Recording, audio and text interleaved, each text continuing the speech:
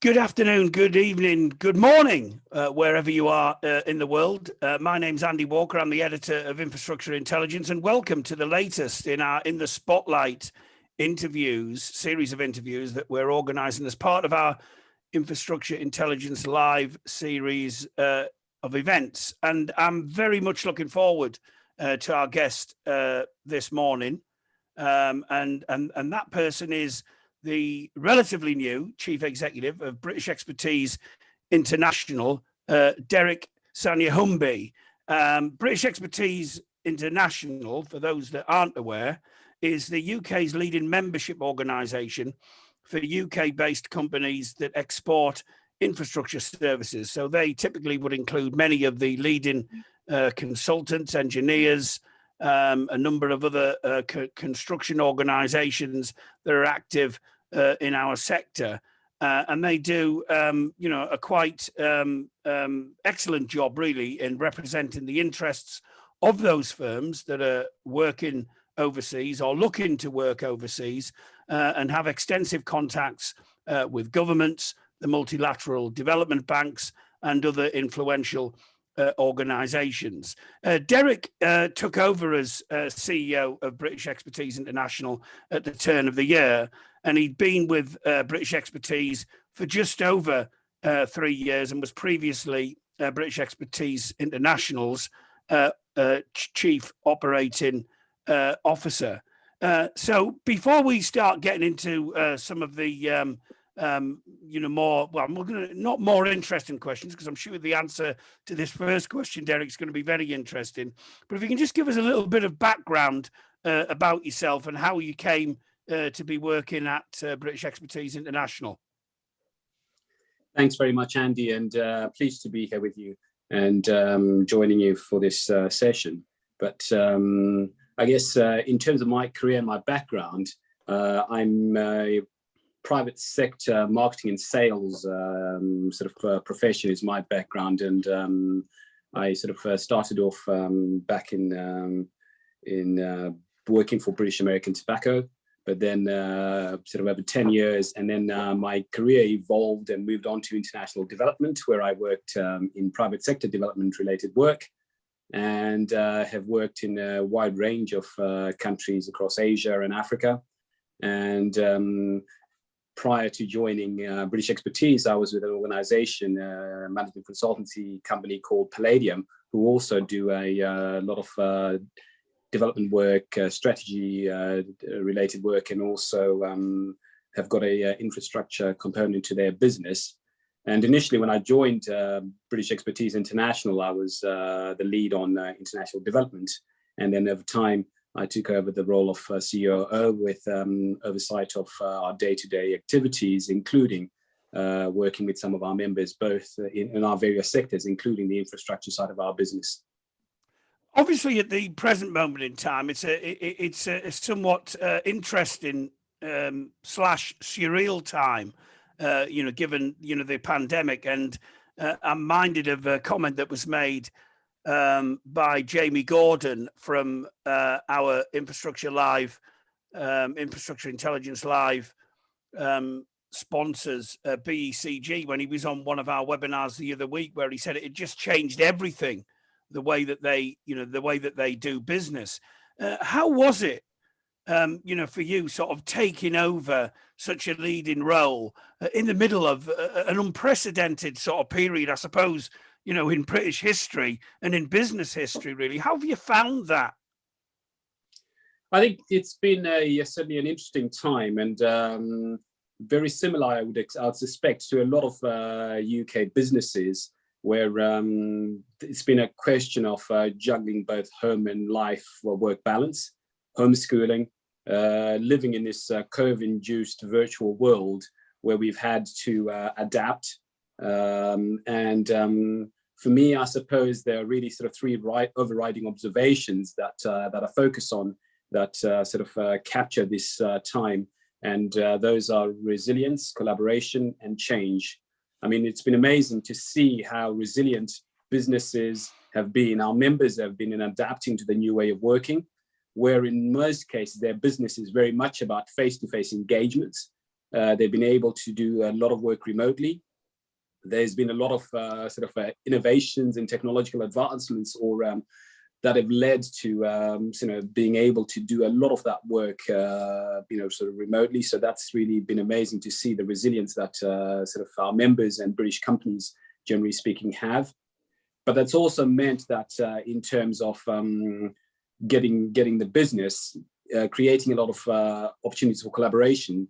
Certainly with a pandemic like the global COVID pandemic, it's meant that both health scientific response has had to work together and come together in different ways. And in the same way, I think our members have had to pivot and adjust to a different way of delivering work in collaboration with their clients, with their suppliers. And I think the change that's been forced upon us has meant that we've had to adopt new technologies, working patterns, and I believe some things have been a little more challenging than others, but also this has also accelerated probably digitalization and innovation that was on its way already. And I think we've been able to adapt that. And I see, if we think about going back to a normal, I don't think that normal will be the same as what it was before. And I think in many ways, whilst it's been unfortunate, and they certainly had to, dealing with COVID has had huge impacts on this country's economy and on health. There's been the advantages that we've been able to adapt, and hopefully we'll adopt some of the new ways of working. Yeah, I mean, just on that, I mean, we've done quite a number of events where we've basically asked, our speakers and our interviewees about, whether or not they think anything can go back, to anything approaching normal. I mean, clearly there will be some return to normality because I think, as human beings, we crave, do we not, that interaction with people. I would imagine, though, that for an organization like yours, a lot of its work would have been done remotely anyway, because of, by virtue of the fact you need to speak to people in different countries. But so you really do see, though, and notwithstanding that, a real change in the way in which you do business going forward. Would that be a fair assessment? It is, but I don't think you can ever replace the face-to-face interaction that one needs in order to network, in order to connect, and in order to do business. So there will be instances where certainly there will be a need for face-to-face engagement, and I see ourselves as being able to create that hybrid that enables the connectivity with those that are far away and an international connection, but also being able to get our members together to be able to interact face-to-face, whether it's with ministers, with ambassadors, captains of industries, but being able to just get together and interact face-to-face. So I think there is certainly the change has taken place, but I think there will be a hybrid model that will need to work to enable the business as usual, I suppose, adaptation to evolve. Yeah, I think, you mentioned resilience earlier on, and I think our industry in particular, I think has showed quite a lot of resilience. It's actually been quite impressive, really. The industry can, from time to time, have a tendency to beat itself up on a number of issues, including digital especially. But, apart from maybe some teething troubles, and obviously in a lockdown situation, all of us are dependent on the individual access to quality things like broadband, but notwithstanding that, I think the industry has shown quite a lot of resilience, and certainly from our perspective has actually been working, if not, business as usual. Obviously it's never been that, but has certainly been able to function and in some cases flourish, notwithstanding that overriding need still to go back to some kind of face-to-face. So would that be sort of leveling with your experience, since taking over? Is that fair? No, absolutely. And I think the sector has, in many ways, I think the need for infrastructure has not waned as a result of COVID. In fact, it has, in some instances, whether it's health infrastructure, education infrastructure, it has actually increased. Absolutely. And I think a lot of opportunities have grown out of some of that need, and members have certainly been able to come up to those requirements and be able to deliver on some of those requirements. And I mean, it's been interesting, with COVID, whilst there's been a lot of change, one thing remains consistent is the need for infrastructure, whether it's in the UK, where in the recent budget, you saw that the government were prioritizing the Build Back Stronger, Build Back Better, but also even just engaging internationally with various governments. Infrastructure still remains one of the key areas of growth and economic development for those countries, and opportunities continue to increase. And I think UK's know-how, capabilities and skills will be very much in demand as things evolve. And I would say that business should increase and should improve over time as we look to build back better, build back stronger, and also as some of the sort of focuses around clean and green infrastructure. Yeah, and I think, talking about the response to the pandemic, I think it's fair to say as well that maybe the global nature of many UK infrastructure firms has actually stood them in good stead in relation to working remotely. Interesting you mentioning some of the aspects of government there. We'll get to government in a minute, but I just want to sort of delve into a little bit look at some areas around the future of exports really in the infrastructure area, because particularly not just in a post-COVID environment, but also I think it's fair to say in a post-Brexit environment, the government have been exhorting businesses in all sectors to look at new markets, to look at different areas where they can sell their services. I mean, obviously, construction and infrastructure historically has been a very strong area for UK companies, and a very fruitful area as well. What's your view about the future for exports in the infrastructure arena going forward? Well, for me, I think BEI certainly fully supports the drive within the Global Britain agenda for export-led growth. And the UK's world-leading skills in all aspects of infrastructure, the infrastructure value chain, certainly form the core part of the UK global offer. And I think on balance, I think there is a positive outlook, whilst there remain some significant challenges. I would sort of look at a couple of areas. Sort of the one would be the global imperative to build back stronger. And as I mentioned, the UK government's budget, we saw that infrastructure was a critical component of that, and the establishment of the infrastructure bank, significant focus on levelling up.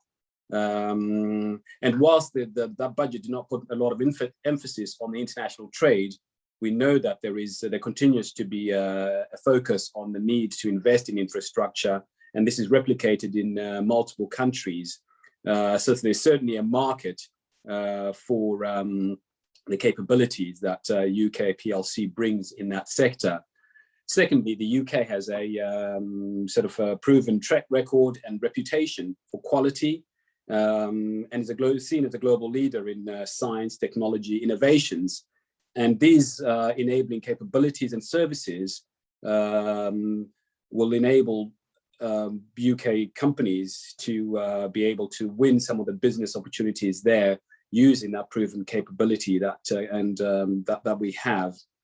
There is also our collective focus in terms of the country's economic well-being, where for years the government has been largely focused around Brexit, now the pandemic, but hopefully now that shift will be focusing. We've got a vaccination and we're trying to move back, and we'll be the government is already, we've got big events coming up in terms of the G7, COP26, and we're starting to look again at real investment and the sort of re-establishment and reinforcing of the Global Britain focus. And we need to be to ensure that infrastructure is not left behind as we start to drive that export drive. And finally, we as BEI have run a lot of events, and the key message from all the economies pretty much that we engage with has been that building infrastructure, whether it's rail, roads, metro, airports, still remains a priority. So there's clearly a global need, and there's a place there for UK expertise to fill that gap. So the future for infrastructure and exports, UK exports in that sector, I believe look very good. That we obviously need to be able to leverage those and find ways to do it more effectively, as the competition, the international competition is there, that we obviously need to be competing on a equal footing. I think it's interesting you mentioned the international sort of demand for infrastructure. I was just reading a report that was released the week before last by FIDIC, the International Federation of Consulting Engineers, their State of the World report, where they're predicting that the world needs £7 trillion of investment every year in order to basically bridge the infrastructure gap. And it's interesting, isn't it, that the pandemic has actually raised the importance, you mentioned it yourself earlier on, in relation to health infrastructure. It's made us look afresh at, albeit in a different way, transport, the green agenda, and also what I was talking about earlier about broadband in particular. Who would have thought that that would be now seen as absolutely critical infrastructure going forward? And, I think I'd like to think there's an opportunity for UK PLC, given the work that it's done in those areas, to actually platform that onto an international scale. Is that something that you're encouraging your members to do, or that you're seeing your members doing, leveraging their reputation on work that they've done maybe in the UK onto that international market? Yes, and it makes sense, doesn't it, in terms of trying to build on the expertise and showcasing your capabilities in order to get business. And I think a lot of our members have been working on the international platform for a long time, have been delivering in different geographies under different conditions. And I think we really bring a know-how and expertise that many competitors will struggle to equal. And I think what the challenges I suppose many of those organizations face is being able to ensure that there's equal access to some of those markets. Now, whilst we talk about the big gap in terms of the infrastructure gap, I think separating that gap with sort of bankable or financeable projects, as opposed to just those that many governments would like to have, obviously it will show sort of a slightly different picture in terms of what can be done. But UK companies have got a lot to be proud of in terms of what their capabilities are. And I think we just need to do that, more effectively in terms of showcasing that capability and ensuring that we are reaching those markets, both the large markets and some of the sort of smaller markets as well. It's interesting that about reputation and the reputation of UK infrastructure businesses, which is very, very good, I think, and in many cases excellent on the world scale. But I am going to have to mention the B word, which we're no longer, that's Brexit, by the way, which we're no longer contractually obliged to mention at every event that we hold. Thank goodness for that. But do you think that Brexit and what that means and what it's meant has impacted on the perception of the excellence of UK firms standing globally? Has that had an effect? We know it isn't about withdrawing absolutely, from Europe and internationally. But do you think it potentially has damaged the reputation of firms? No, I don't believe so. I think UK companies and the work they've done speaks for itself. And I think the fact that in terms of the government policy or the government decision to go at it alone outside the EU was very much around promoting UK's capabilities as a sovereign nation, and as a country that has got specific expertise that it can export And I think our companies, irrespective of Brexit, they've still got that reputation for quality and delivering great work. So I don't believe that Brexit would have had a negative impact in terms of their reputation, of our members' reputation or the infrastructure's reputation. Yeah. Okay, so obviously that's not a particular issue or a particular challenge, but clearly going forward, there will inevitably be a number of challenges that face infrastructure firms, especially in this, sort of, I was going to say post-COVID, but we're not quite there yet. I think the 21st of June is the post-COVID date, provided Mr. Johnson's plans go to plan. But from your dealings, and you're obviously speaking to firms, on a regular basis, from your extensive dealings with UK-based infrastructure companies, what do you see at the minute, the major issues that they're facing? Andy, we've got a wide range of firms, so from some of the largest companies to small specialized SMEs. And so, the challenges vary slightly from one to the other. And you have, some of those, the enduring challenges. And on the other hand, you've got sort of emerging challenges as we start to recover and look post-COVID.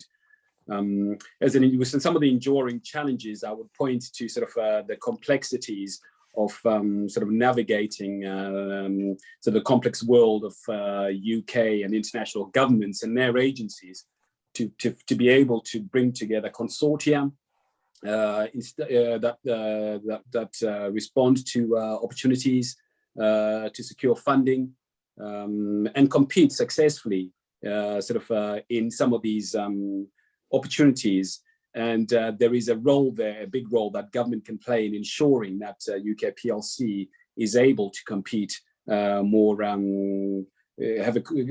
compete more effectively in some of those offerings, and the need to articulate that offering that UK infrastructure brings to the international community.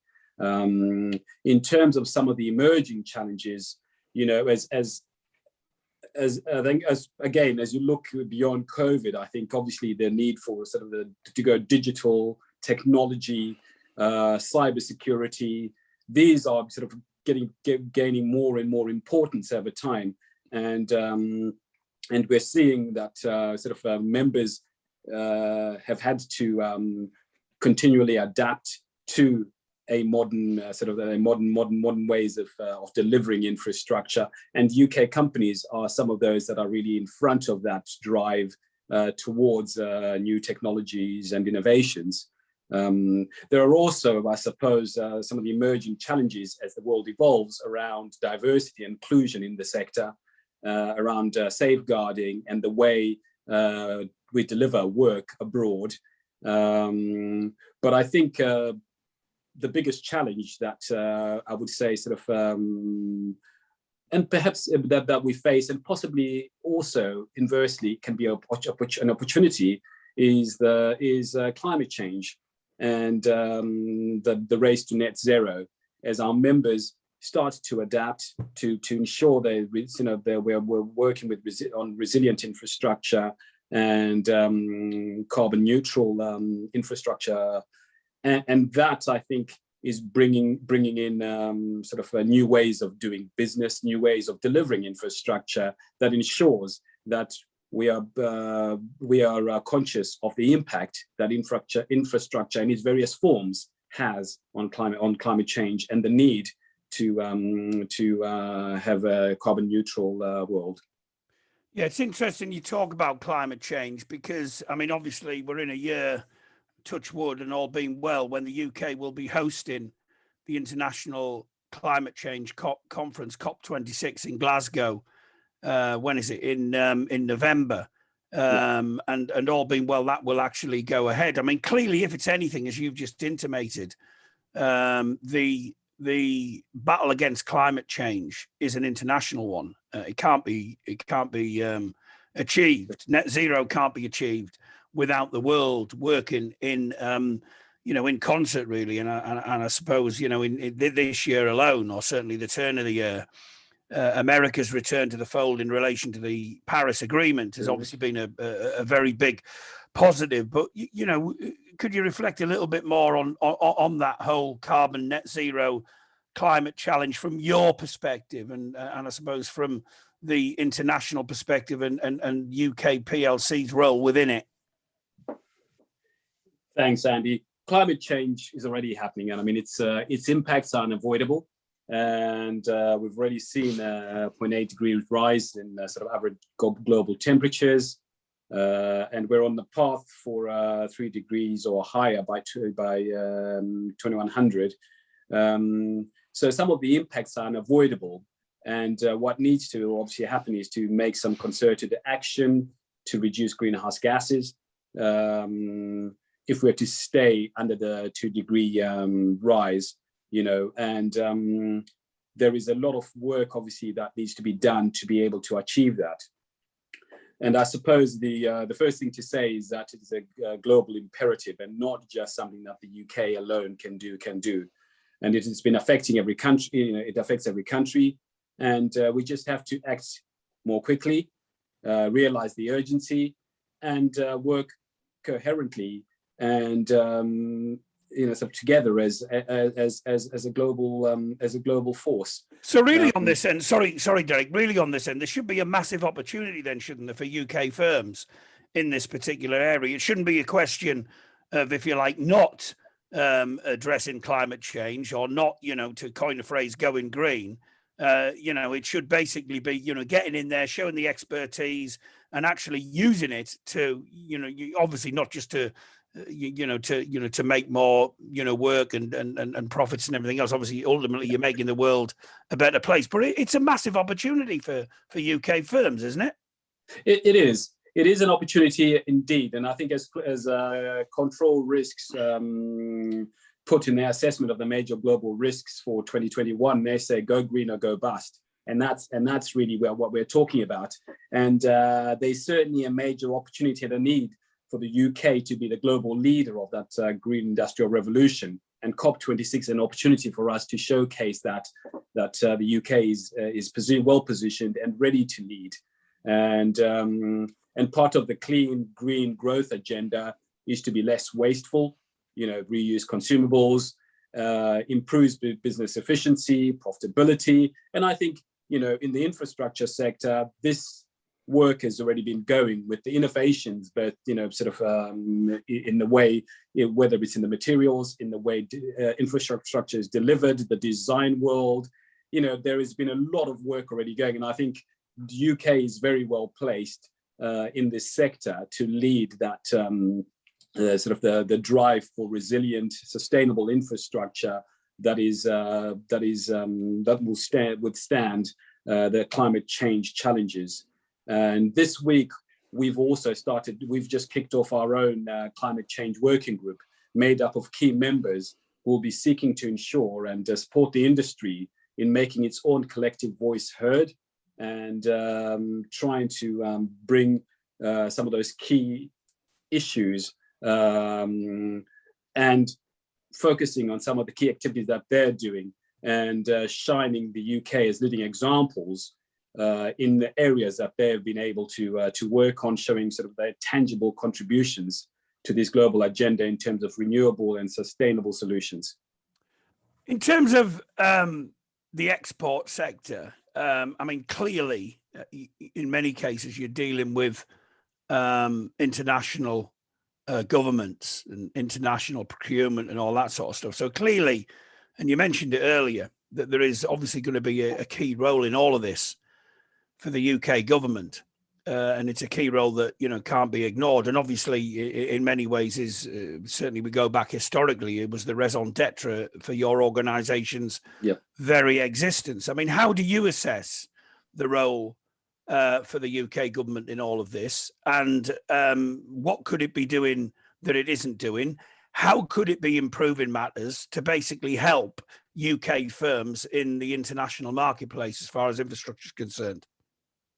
And the UK government has got a critical role to play in the success of UK exports and the success of UK PLC. And in the infrastructure sector, it's absolutely necessary getting the UK government to be more involved in the export effort. The focus, the resources are increasingly in place to build this export capability, and both with the Department for International Trade, the Foreign Commonwealth Development Office, both building scale and expertise. And that, I think there's an opportunity there to then start using that to support UK companies. We need to ensure that for UK companies to continue to win business internationally, that there needs to be government-to-government support for the benefit of UK PLC. The government to do what they do best, open doors for our members to be able to engage at national level with those key networks and contacts that they need to, and then allowing business to come through and bring in those technical aspects of those opportunities, and build consortia that will enable UK companies to leverage the opportunities that the government support. As well, I've just first mute full power of the interview. How are you as BEI trying to influence that? If you like, in fighting the corner for UK PLC and trying to encourage some of that government-to-government dialogue taking place? So, in a number of ways. So, at the moment, as you know, there's the Infrastructure Exports UK board, which is now led by Mark Holmes of Mace and Minister Graham Stewart, and we're part of that board, and we use that opportunity to try and input into some of the work that's going on, bringing in some of the input from our members, especially the SMEs and some of the companies who may not necessarily be sitting on that board, to try and discuss opportunities, the markets that are ripe for G2G engagement, and then trying to also feed into that board the experiences of our members, some of the barriers to trade that our members experience in some of those markets, and trying to make sure that when the government does decide and or selects markets to go for government-to-government engagement, they're armed with information and the relevant facts from the private sector in terms of how to make these work more effectively. And I think the board has been has identified certain markets and are actively working with the sector to be able to help drive those agendas, but realizing that obviously that government to government is not the only way government can support the infrastructure sector. There has been growing support within the government departments in country. The ambassadors, the trade commissioners, the trade envoys are all very well placed to be able to make the case for UK PLC's expertise in delivering a lot of that work. And so there is, so part of our remit as BEI is to be able to create opportunities to facilitate engagement, meetings, forums, to be able to engage with those various stakeholders, both in country and here in the UK, but also engaging with some of the foreign governments and their trade departments around where the opportunities are and how UK PLC can leverage those in order to win business. So there is certainly a lot of activity that continues to go on in terms of engaging with our various stakeholders to bring our members some of these opportunities before them. I mean, without giving away any sort of intelligence or trade secrets from the point of view of, people who maybe aren't yet members of British Expertise, and we'll come on to that a little bit later on. What kind of stuff have you been able to do practically during the course of obviously lockdown and everything else to facilitate those conversations and discussions, and how have they gone? Have you been challenged because of the conditions that we've all had to work under, or have you managed to find a way on that? How's the networking gone, if you like, in that sense? I think in the early start of COVID, we already realized, I think, the need to go digital in terms of the online communications, purely because whilst a lot of our focus had been on face-to-face meetings, the reality is, in order to reach a global community, you also need to be able to reach them, sort of at convenient times to them. And online communications, whether it's Zoom or Teams, it has been effective. And in fact, we found it very effective. We've been able to get people like Minister Stewart to meet with members, heads of business of our various members. We've managed to engage with the Latin America Department for International Trade teams, and during their roadshow week in the first week of March, again, we were able to put a couple of our members on a panel to talk about a sector of interest. We have been able to get discussions around opportunities in Indonesia. And getting, again, our counterparts at the Department of International Trade in Indonesia, and also discussions with Bricham Indonesia to talk about where those opportunities are, and sort of how British companies can leverage those. And so we've got a program that covers various geographies, both covering sort of Africa, Middle East, Asia, Latin America, and the Caribbean, to try and get a better sense in terms of where the opportunities are, how to leverage those opportunities, whether it is with governments, whether with multilaterals, the multilateral development banks. And these have continued to happen during the shutdown, albeit not as face-to-face events, but certainly as online events where members have been able to engage and ask questions to those key stakeholders in terms of how to leverage those opportunities. So in many ways, COVID has not really reduced the activity that we've been delivering to our members. The only, I think, probably the challenge has been on the networking, where again, I think there still remains a need for that face-to-face networking component that we hope, now that the vaccination is being rolled out, we'll be able to get back to face-to-face meetings in the coming months. Just slightly bit of a change of tack, really. I've just been thinking there while you were talking. As part of our events program going forward, our next event but one is on the issue of diversity and inclusion. I'm trying to rack my brains about the number of black chief executives that we have in the construction sector, and frankly, there isn't that many. And in some ways, it kind of appears sort of unfair to ask you this question, but I'm going to ask you it anyway. Do you reflect on that whole kind of diversity agenda? You obviously would come at this, I would have thought, from a slightly different perspective, because you're working in an international environment. You are working in, with international firms, and you've worked internationally. But it is a fact that although our sector is improving, I don't think it's nearly where it ought to be in terms of particularly ethnic diversity within the industry. I mean, do you have any reflections on that? And how do you view that as an issue, within the sector? Diversity and inclusion in the UK is a challenge, and historically, it's an area that continues to be an area that requires greater effort. Certainly for the sector, for whether it's infrastructure, engineering, construction. I think the whole diversity and inclusion is an area that requires probably more proactive effort in terms of bringing more effective management of organizations. And I think, yes, I do reflect on it. I think we have hosted a couple of events around diversity in infrastructure, diversity in other sectors that we work in. But the reality is it's not something that will happen overnight.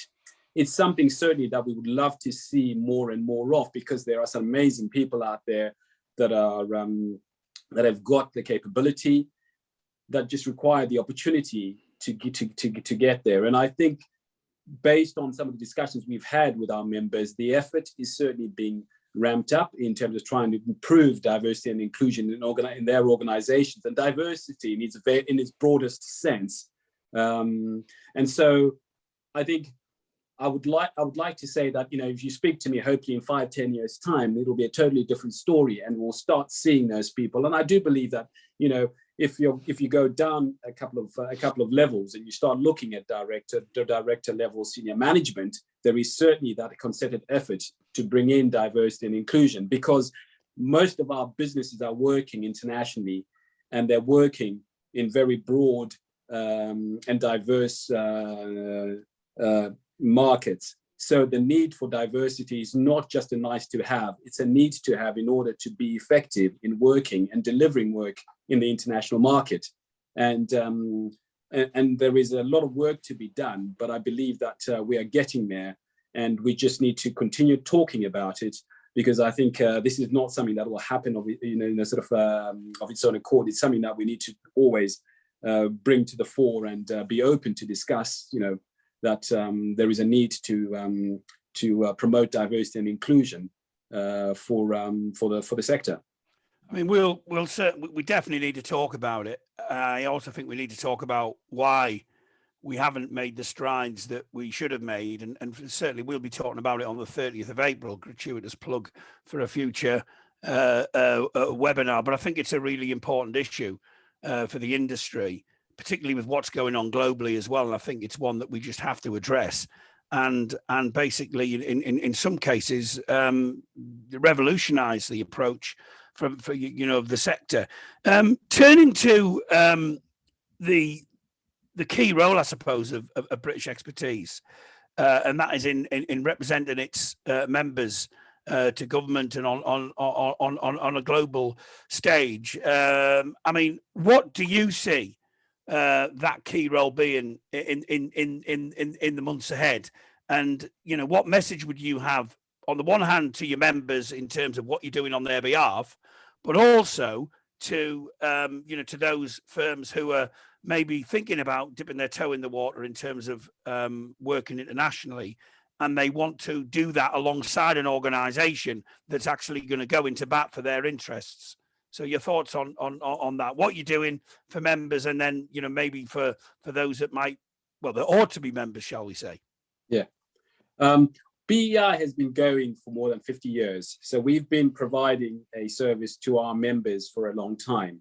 And our role is very much to support our members to access, to explore, to pursue opportunities that come up.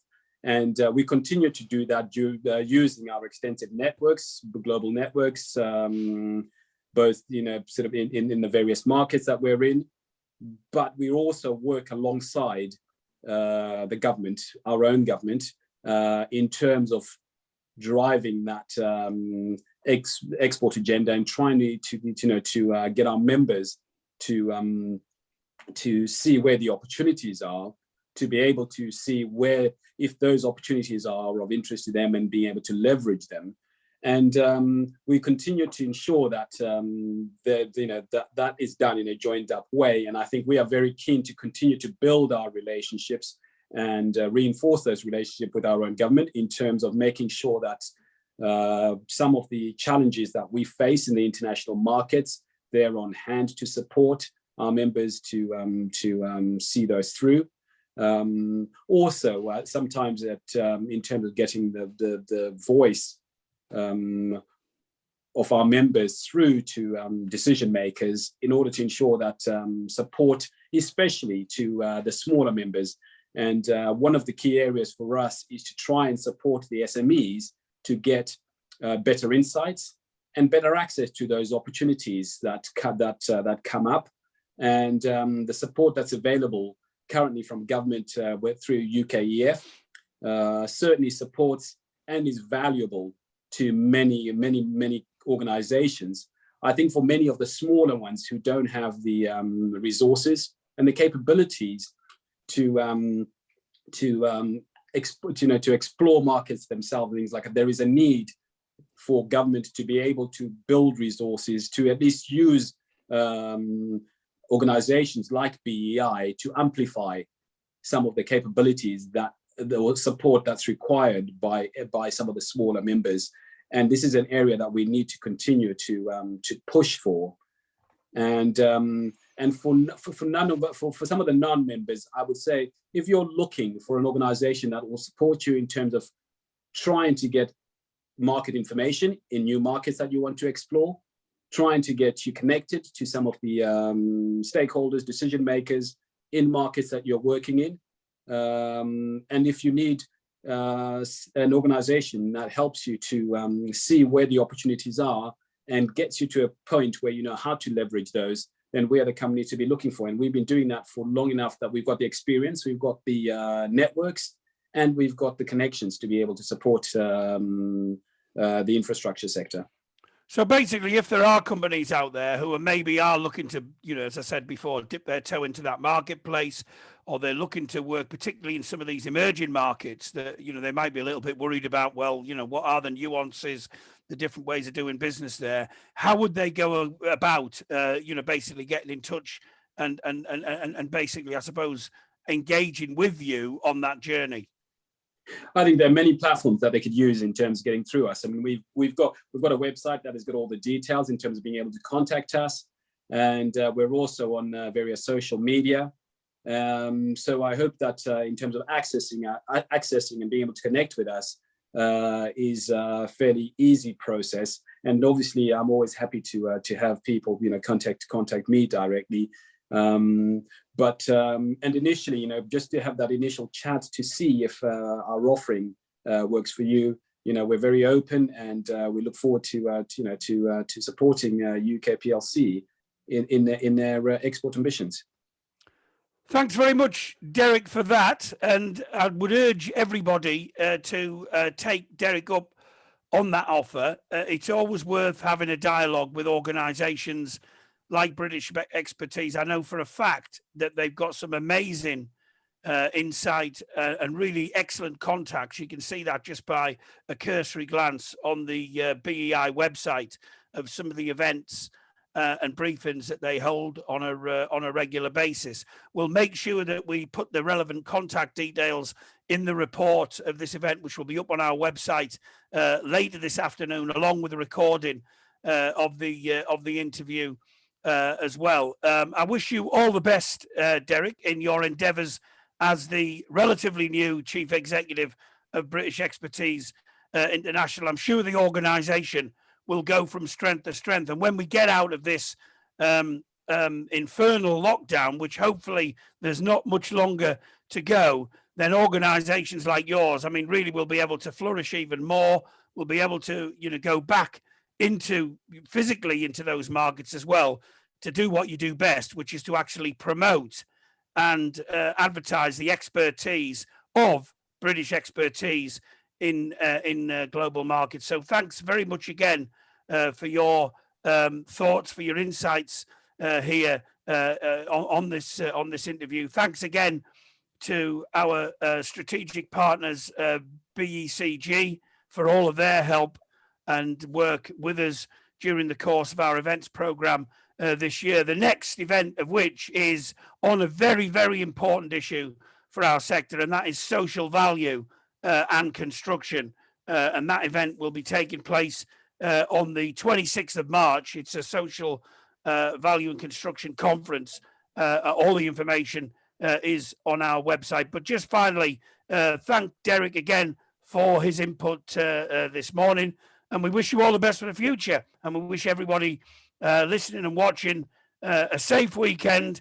And hopefully it won't be long before we'll be able to do this kind of thing in person. So thanks very much indeed, Derrick Sanyahumbi, for your input this morning. Thanks very much. Andy, thank you very much. And it's been a pleasure. Thank you.